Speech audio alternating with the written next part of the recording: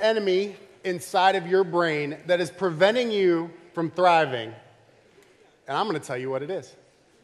Hi, my name's Rob. I'm on staff here at Crossroads on the content team, and I get to do the first of 3 talks you're going to hear today, and the through line is that our physical world often mirrors our spiritual world. And, you know, we like to talk about around here a lot about how if you commit, good things happen. Brian likes to say, if you want a breakthrough, you have to hit the same nail over and over. Well, there is something inside all of us that sabotages us from doing that, and we don't even know it's there. Now, like a lot of Americans, I have struggled with weight loss in my life, and when I was in my mid-20s, I lost 30 pounds over a 5-month period through a miracle, innovative, breakthrough weight loss system. You want to know what it is, right?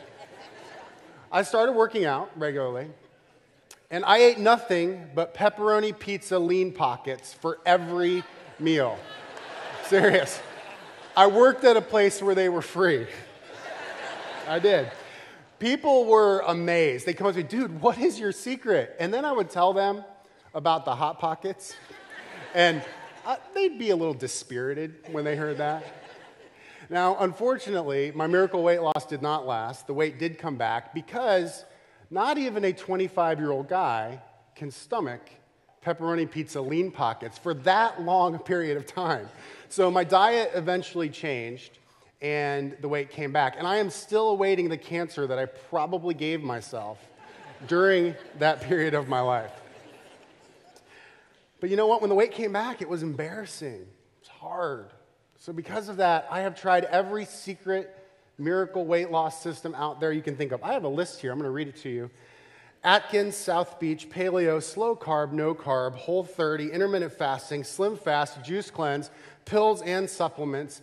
I've tried every exercise system too, like Insanity, P90X, spinning, boxing, swimming, Krav Maga training. I trained and ran a Tough Mudder. I trained and climbed Mount Rainier, which almost killed me.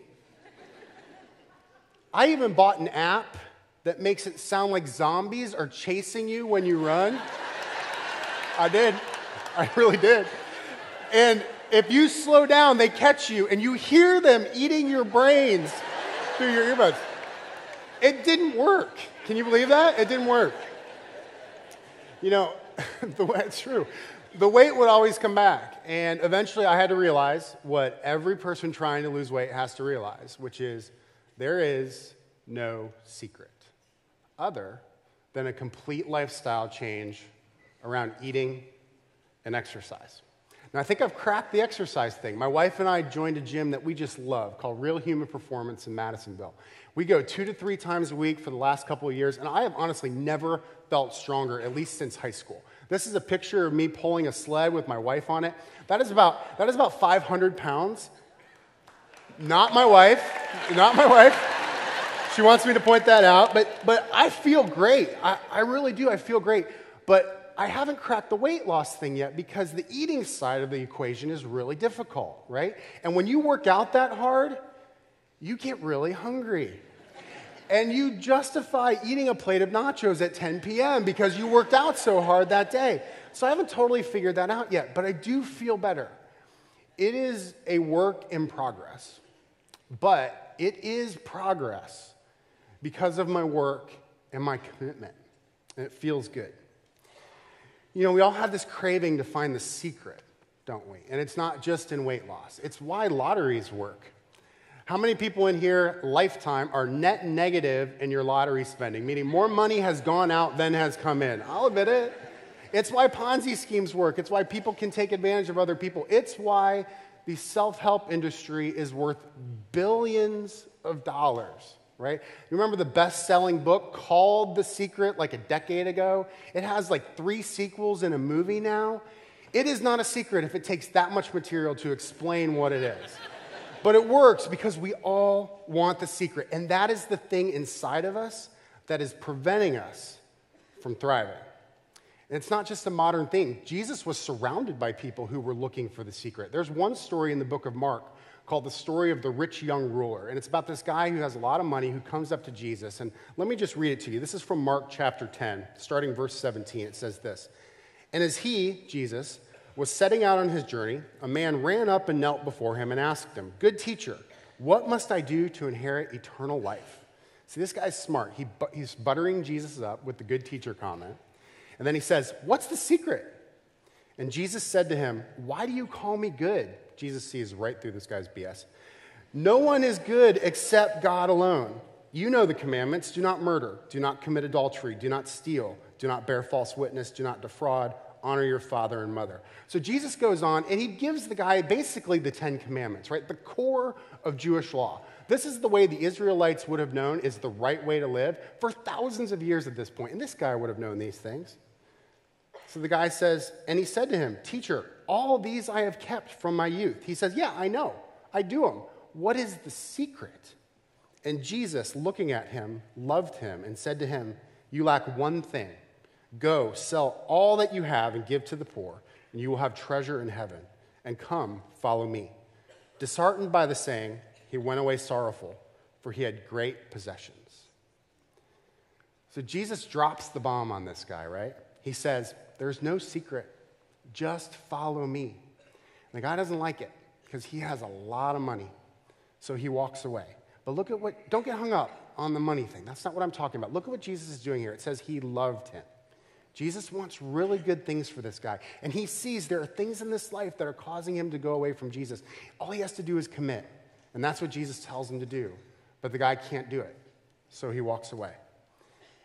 Now, whether we're talking about this guy, the rich young ruler, or we're talking about ourselves, the reason that we're always looking for the secret, I think, is because if we find it, then nothing else in our life will have to change. Nobody plays the lottery to fund some grand world-changing vision. You play the lottery so you can keep doing the same stuff that you're currently doing, just without a job, right? And it doesn't work. The rich young ruler turned away from Jesus, saying, "Just commit to me," because he just couldn't do it. He didn't want to change.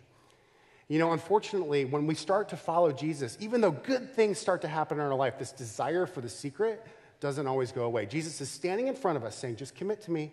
And we're saying, "Maybe, but let me keep looking for a little bit and see if there's something else out there." So we go from church to church, teacher to teacher, group to group, book to book, looking for the one thing or the one person who's going to change it all for us and make it all make sense. The Christian self-help industry is also worth billions of dollars. That's why. Because we want to know, what is it? Where is it? We just keep looking and looking and looking, even though it's standing right in front of us. Arguably the biggest heresy in the history of the church is called Gnosticism. And let me explain what that is. The word Gnostic means knowledge. And a couple of hundred years after Jesus' life, a bunch of guru types started setting up their own religions under the banner of Christianity. And they all claimed to have the secret knowledge, hence the name. And they were drawing all kinds of people away from the core church, from who Jesus was. And it became a huge problem. So the leaders of the church at the time said, "Hey, we've got to stop this. We've got to do something about this." So what they did is they wrote kind of the core creeds of the church, something called the Apostles' Creed, which if you have a church background, you've probably heard of that before. If you don't have a church background, it is nothing like Assassin's Creed. Nothing. What the Apostles' Creed is it's a very simple statement that says, here's who Jesus is, and here's what it means to follow him. They had to say very clearly, there is no secret other than Jesus. Listen, you will not thrive in any area of your life unless you stop pursuing the secret and you commit in that area of your life, especially faith. And there's a word for that. It's a dirty word. We call it the D word, discipline. Now, for me, I've accepted Jesus as my Lord and Savior, but now I have to organize my life around that. I need to find time to pray.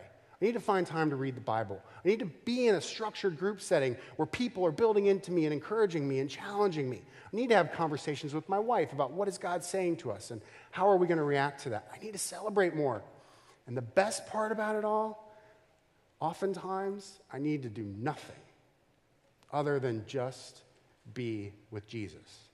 And those are really sweet times. But I got to check myself constantly that when the new book comes, or I hear about the new teacher, or I see the video, That I don't go into it thinking, that's it, that's the secret, that's the thing that's going to change my life, because it's not. I can read the book or go to the seminar, but I have to have the attitude, this isn't going to be it. Jesus is what's going to change my life.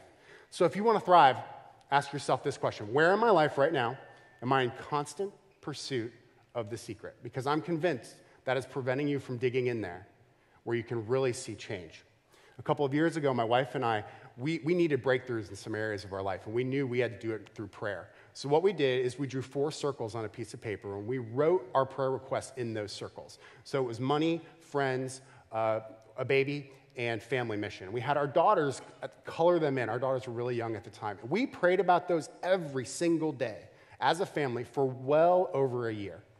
In that time, we saw major breakthrough in 3 of those circles, including a miracle adoption of my youngest daughter that I can't even begin to tell you about. One of those we're still waiting on, and we're still praying on it. But I'm convinced we started thriving in different areas of our life because we got serious, we got disciplined, and we committed to Jesus in those areas. So let me ask you this. Let me close with this. What if you believe for 1 week that Jesus' way works? He wants good things for you. He says, my yoke is easy and my burden is light. So what if you stop looking for the secret because it's not there and you test him in that? You take his word for it and you commit.